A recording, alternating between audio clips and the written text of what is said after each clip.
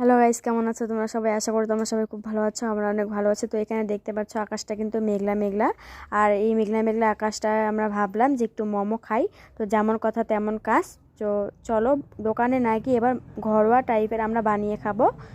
তো এখানে দেখতে পাচ্ছ ময়দা মেখে নিয়েছে। এখানে কিন্তু আদা রসুন পেঁয়াজ সব কিছু মেশিনে পলে নিচ্ছি আমরা। তোমরা এইভাবে নিয়ে নেবে।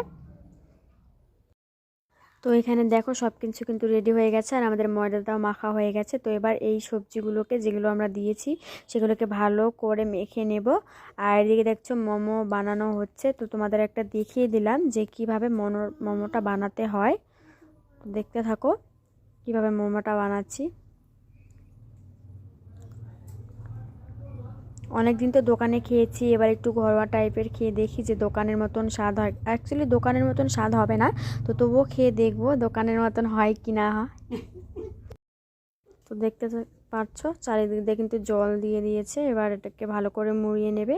তোমাদেরকে দেখাচ্ছি, দেখে নাও।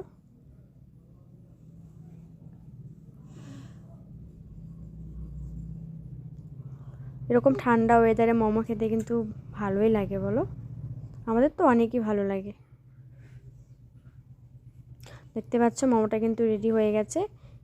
দোকানের মতন দেখতে হয়নি, কিন্তু কিছুটা হলেও হয়েছে। যাই হোক, যেরকম পেরেছি সেরকম করে দিয়েছি। তো আমাদের এখানে কিন্তু দেখতে পাচ্ছ এখানে সবগুলো মোমো কিন্তু বানানো হয়ে গেছে। এবার এই গাবলাটাতে তেল মেখে মোমোগুলোকে বসিয়ে দিতে হবে। আর মোমো বানানোর জন্য কিন্তু এরকম ফোটা ফোটা গাবলারই দরকার।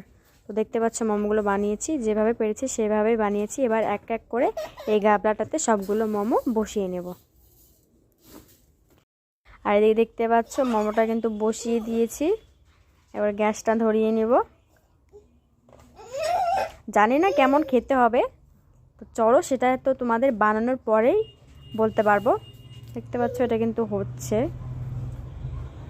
ভীষণ টেনশন হচ্ছে যে কেমন হবে খেতে, আদৌ মোমোটা হবে। চলো এবার মোমোটাকে উঠিয়ে দেখি যে মোমোটা সেদ্ধ হয়েছে কি নাই। চলো দেখা যাক।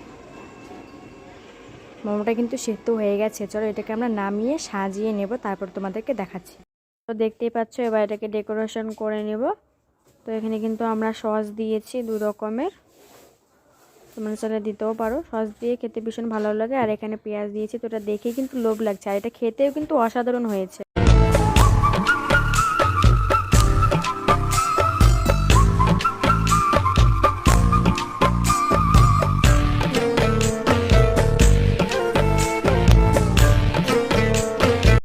এবার দিদিকে দেওয়া যাক, ও খেয়ে বলবে কেমন হয়েছে। তো আমরা যতক্ষণে খাচ্ছি ততক্ষণে তোমরা ভিডিওটাতে লাইক কমেন্ট শেয়ার এবং সাবস্ক্রাইব করে দিও। টাটা।